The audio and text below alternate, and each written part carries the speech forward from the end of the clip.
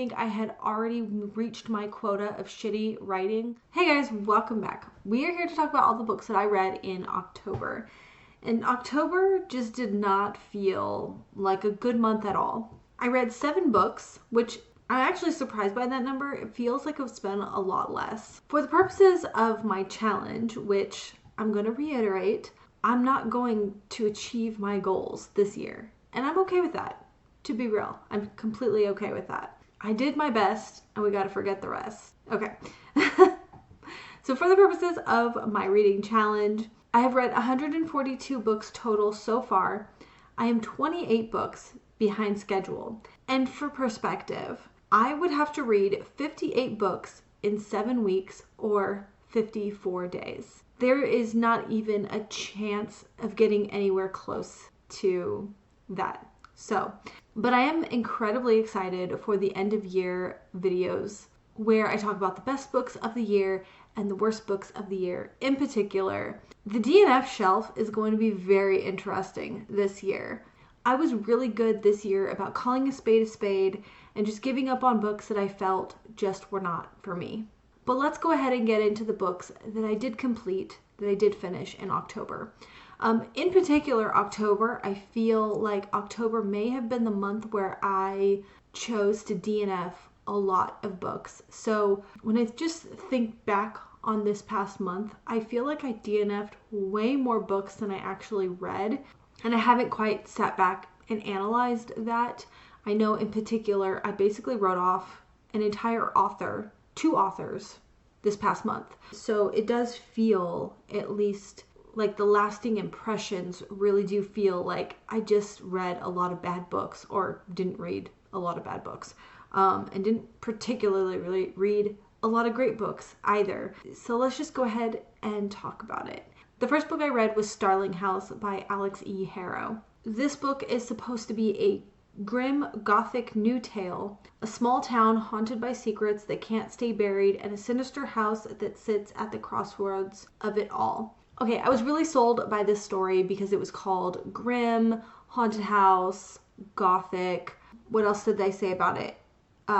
Secrets that can't stay buried. So, it's about this house. A grumpy sunshine character, and the main character is really strapped for cash. She goes for this job to work for this haunted house. She's greeted by this grumpy man, and honestly, I am running a blank on what else to tell you about this story.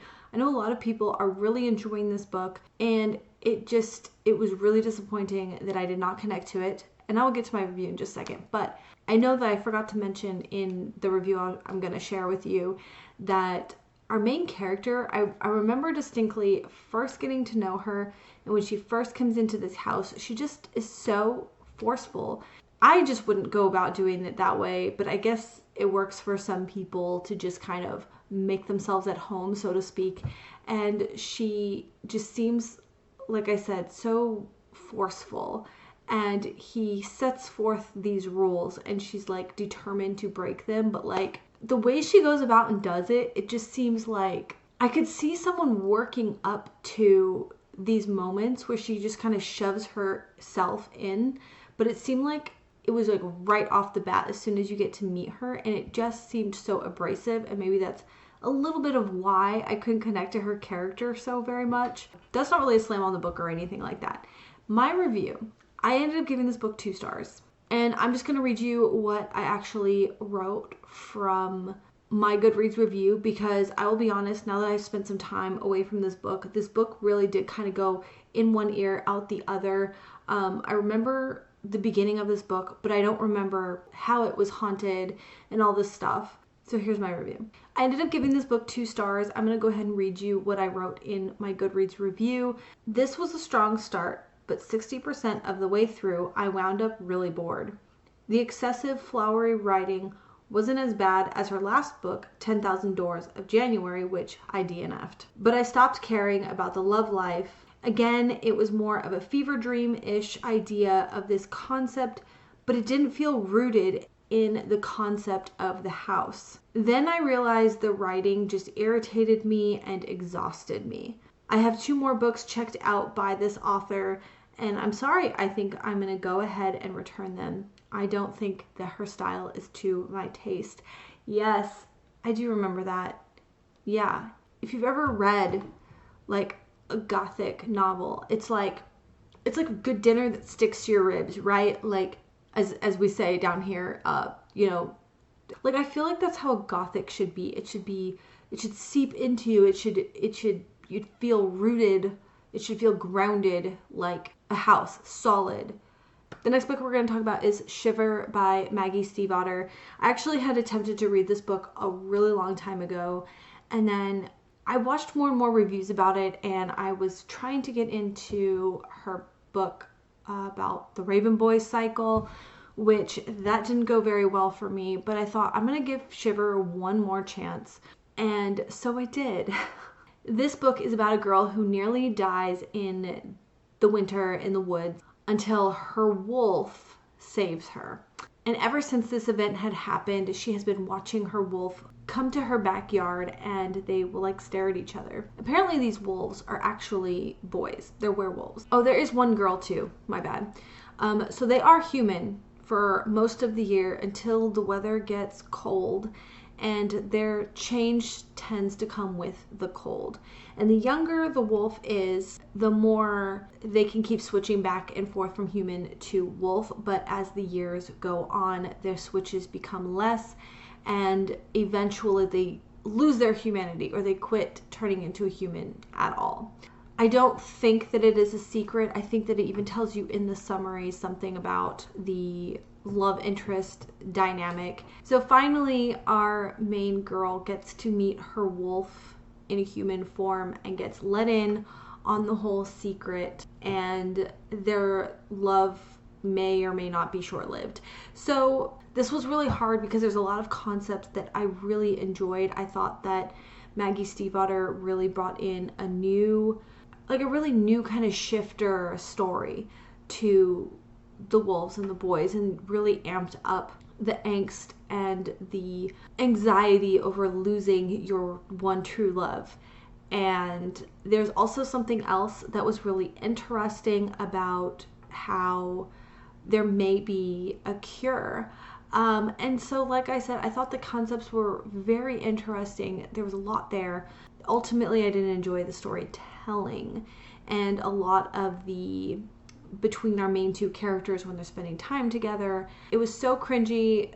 It overtook the good stuff. I also couldn't help myself but think of other things, other criticisms that, for instance, if they change because of the cold, the temperature changing, then move to Florida, right? Like, did they not think of this concept? So I feel like there are certain things like you just have to overlook for the sake of the story. I'd also say that this story was a lot more focused on this doomed love story than it was the plot anyway. So I think this would be probably considered, since we have a new subgenre of romantasy, I think that this would be considered romantasy because it's a lot more heavy on the romance than it is the plot.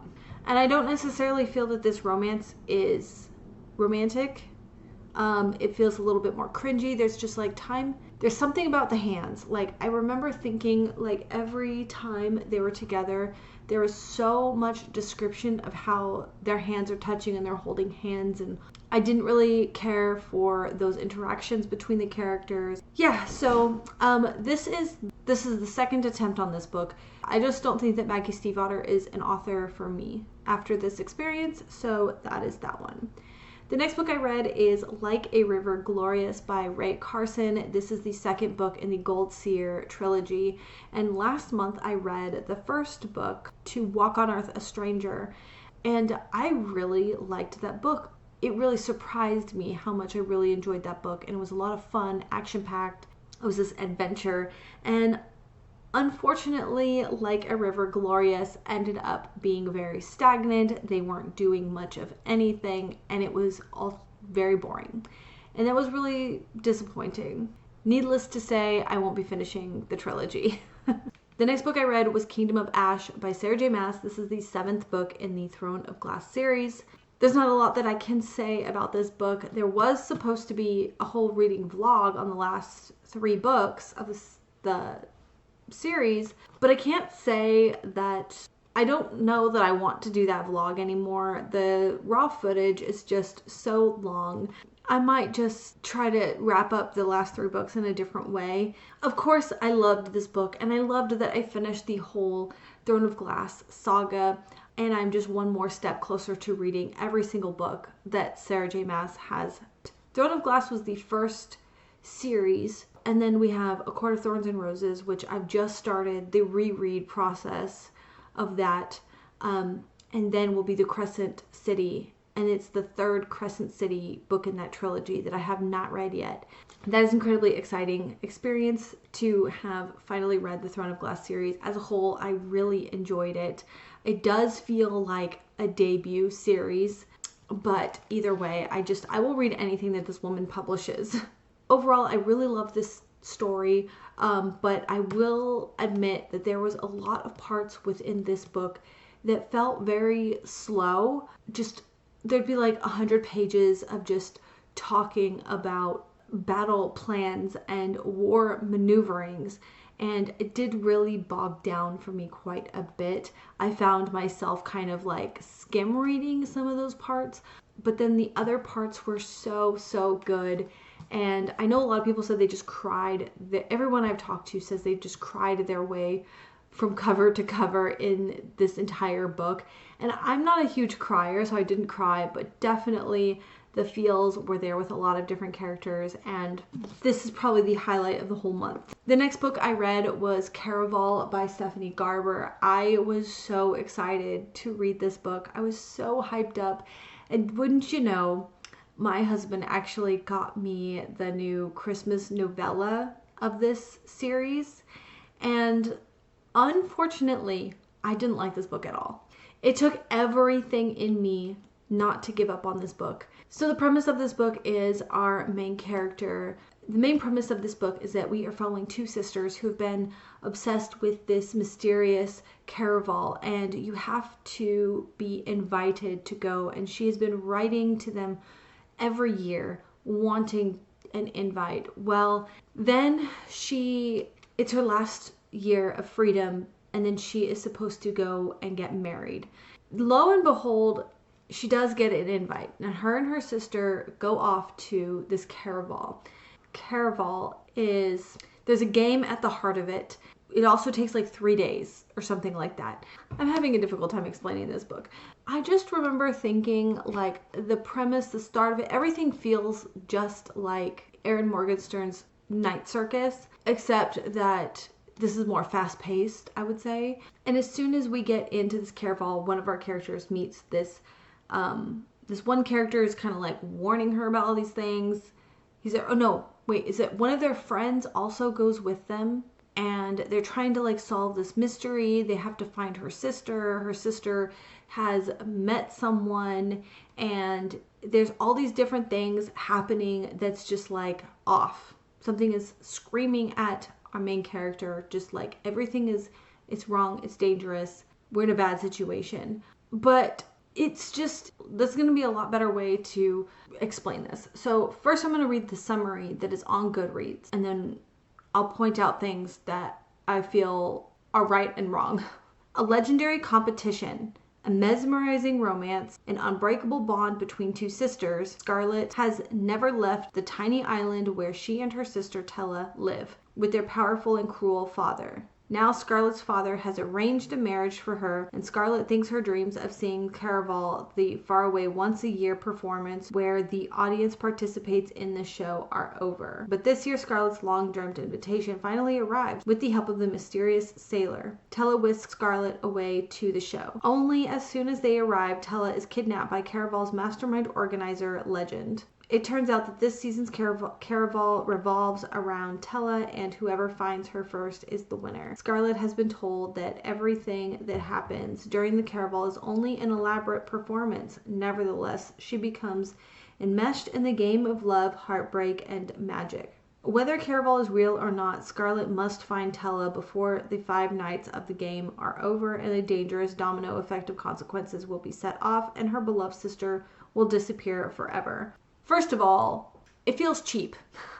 It does not feel mysterious and mesmerizing and magical. At first, I was taken in and swept away with how much magic there was. But then some weird choices. The author made some really weird choices concerning the sisters, concerning the friend, concerning the love interest, concerning things, just random ass things that were happening to some of the characters around. Like one character just jumps off a balcony and dies, but then like she didn't die, but like she knew she wasn't gonna die. And it just, I don't see how any of that even played a part in the plot at all, except for just being crazy and weird and wacky. Also, the sisters are supposed to be super close, but like one of the sisters seems really selfish.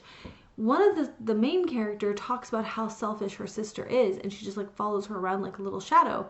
This does not scream that they have a bond. They seem like competing sisters instead of sisters who truly, would do anything for each other. They were really, really missing the mark on this bond. So now let me go find a review.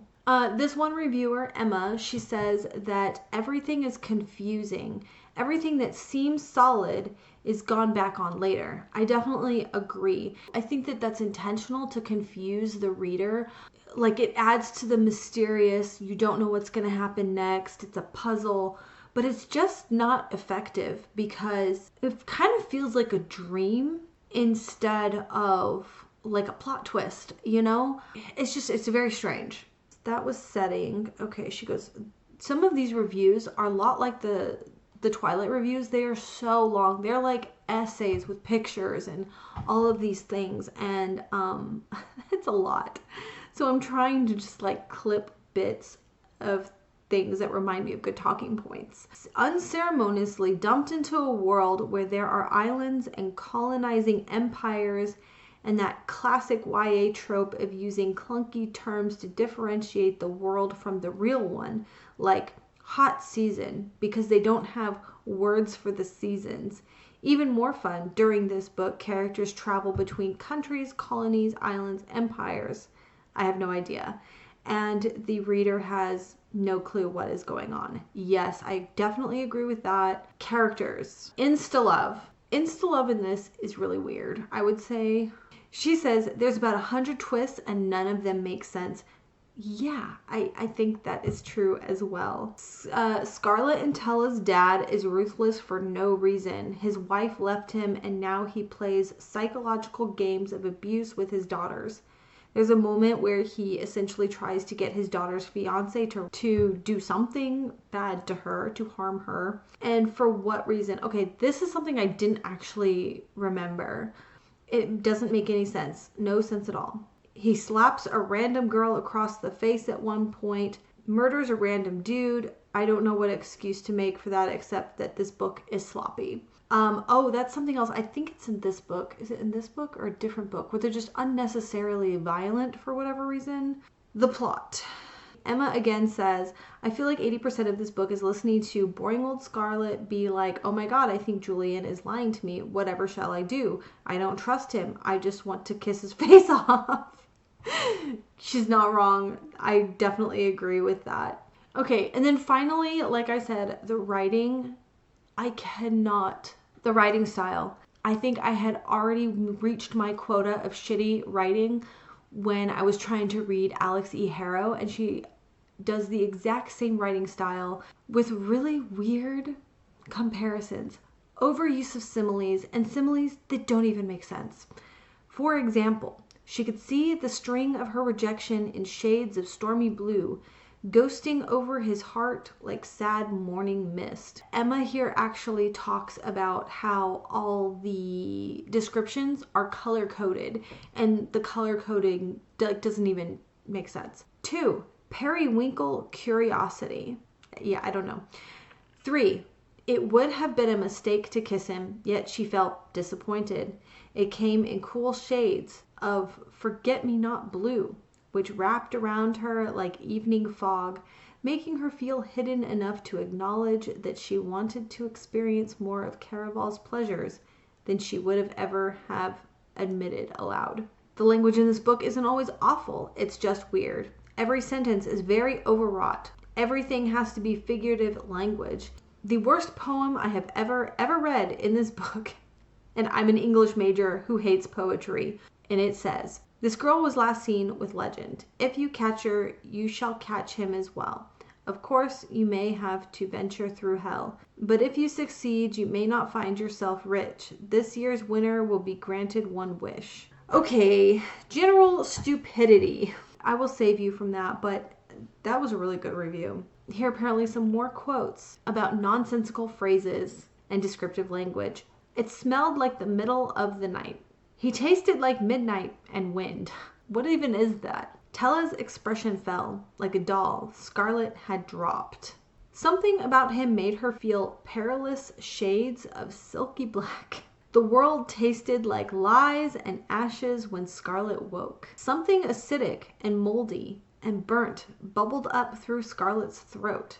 The taste of death. That sounds terrible. This is Emily May's review, by the way. And Emily May says, "I don't believe that good writing is collecting as many exciting descriptive words as possible and shoving them all together, regardless of whether they make any sense." And it goes on. A lot of people who did not like this book have the same exact feelings, that this writing is just atrocious. So that is Caraval. I actually have the entire trilogy as well, and I am going to be actually trading them in. Thank God, good riddance. I am done with this terrible book. And I think I have been carting this book around for ages. It's times like these that remind me there are like a lot of books on my shelf that I feel like I've held up on this pedestal of being like, oh my God, they're going to be so good. It's going to be my next 5-star book. And they really let me down. And I think that I need to go ahead and tackle them and stop waiting for the right time, because chances are they're probably going to end up like this one, utter garbage. And I would be like, why? Why was I holding on to that book for so freaking long? Okay, and the very last book I have to talk about is...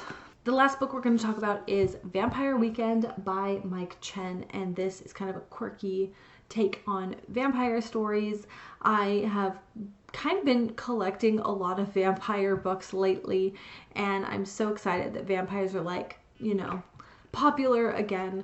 But Vampire Weekend, this follows a girl named Louise Cho. She loves music, she is a vampire, and she basically debunks all of the myths about vampirism throughout this book. In her long life, she has discovered a long-lost relative, a nephew, and so she gets close to him. She doesn't tell him who she is, but soon enough, Ian figures it out and asks her for the ultimate big favor. And this, yes, is a vampire story, but I also feel that it's a lot more about family and identity. She's also trying to kind of figure out her own identity. When she was human, she just loves music. She loves rock music. She loves to play music. And I guess when she became a vampire, she thought that future was out for her. So through meeting Ian and everything, she might reconsider her life choices as well. Even as a vampire, she could still potentially do the thing that she's always wanted to do. So this is actually a really sweet, touching story about family with the backdrop of vampirism. So this was pretty decently good. I only did give this 3 stars because it existed, it was fun, but it didn't totally wow me. And I think a lot of that too is just because for whatever reason, when there is music as a center focus of a book, something about it I just don't care for that much. There's a lot of technical descriptions and discussions about music as well, like how to play your instrument. Especially those moments I'm really not into, but I think that if you are a musician or you really like that in a book, you're really gonna like this book. That is everything that I read in October. As you can tell, as I said, it was a very bad month for me, and of all 7 books, I only liked 2 of them, and this one was the highlight. So yeah, that was quite depressing. But look forward to future videos. We're going to talk more about what I'm going to be reading in the future. Hopefully things will turn up and I will read a lot better books in the future and close out this year on a more positive note. Thank you so much for watching, and we'll see you soon. Bye.